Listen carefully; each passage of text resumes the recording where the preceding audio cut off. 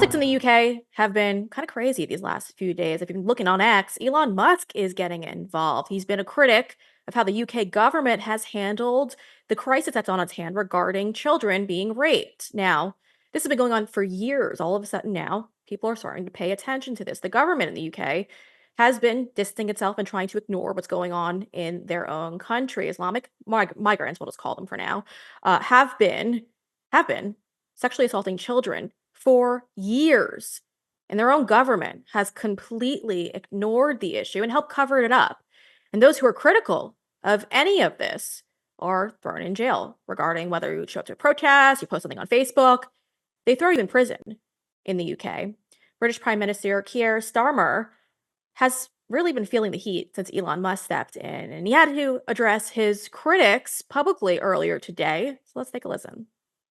And when politicians, and I mean politicians, who sat in government for many years, are casual about honesty, decency, truth, and the rule of law, calling for inquiries because they want to jump on a bandwagon of the far right, then that affects politics.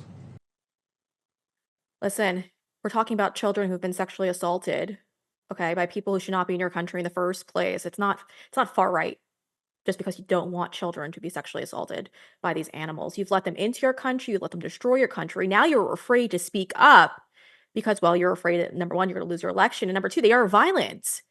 We're not talking about people who are peaceful. They know that. That's why in the past, you've seen probably all these BBC reports when they're reporting on protests, and they quickly cut the feed when one of these non-British individuals comes behind them with a weapon.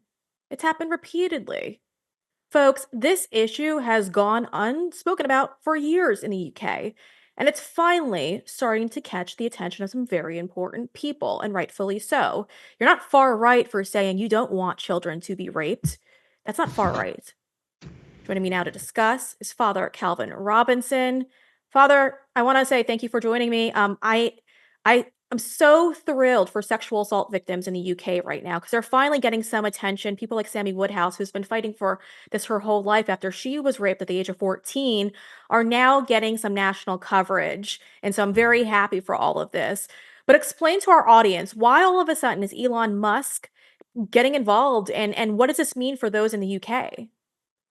Yeah, first and foremost, I must say thank God for Elon Musk. I don't share his politics, I don't share his worldview, but I do appreciate that he at least agrees with me on certain issues, and free speech is one of them. Without him and without X, we would not be having this conversation. Our politicians in the United Kingdom across the bench, so from the left-wing Labour Party to the so-called centre-right Conservative Party, have brushed this issue under the carpet for so long, and now it's finally getting the time of day. And this is the most important issue. This is about the protection of the most vulnerable in society.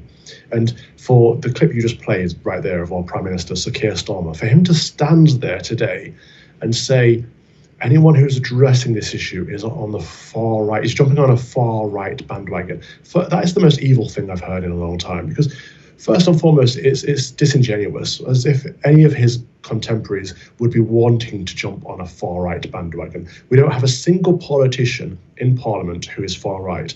I would argue there aren't even any far-right people in the United Kingdom, but there is not a single politician that's been elected on a far-right platform. We have the Green Party, Conservatives, Liberal Democrats, Labour. We've even got some Islamists who've been invited into the Houses of Parliament, which is astonishing to me and shouldn't even be happening in our country. But beside the matter, there's not a single person who would say, let's jump on a far-right bandwagon. So for him to say that, he's dismissing what is the most important topic of protecting vulnerable young girls. And what we've seen in the UK is time and time again, whenever this issue gets raised, it gets pushed away, swept under the carpet, either deflected or ignored. And this time it won't happen. Thanks to Elon Musk, thanks to X, thanks to people like you who are sharing this from abroad. But the conversation will be finally had. And the voices, you're quite right to point out Sammy Woodhouse. There are a number of others. Sammy Smith's another one. There are a number of survivors who I'm friends with. I know people who have been victims and survived these Pakistani Muslim rape gangs, and their story hasn't been told. The police have helped cover it up. The councillors have helped cover it up. The therapists, the MPs, and the ministers. Every single part of the establishment has either deflected or covered up. So our whole country is pretty much complicit at this point. But thank God once more that we are finally having the conversation. Let's get some justice for these poor girls. Father Calvin Robinson, as always, I got to thank you for joining me. It's always a great discussion when you're on board. So thank you. God bless you. Happy New Year. You as well. Thank you. We will be right back with a clip you're not going to want to miss in just a few moments. I would thank you for coming to my YouTube channel, but I know how brilliant it is, and I know you love it here. So subscribe and watch. We're going to start really ramping things up and putting some funny stuff, some interesting stuff out there, some collaborations. Either way, my YouTube channel is officially the place to be. So stick around. I would thank you for coming to my YouTube channel, but I know how brilliant it is, and I know you love it here. So subscribe and watch. We're going to start really ramping things up and putting some funny stuff, some interesting stuff out there, some collaborations. Either way, my YouTube channel is officially the place to be. So stick around.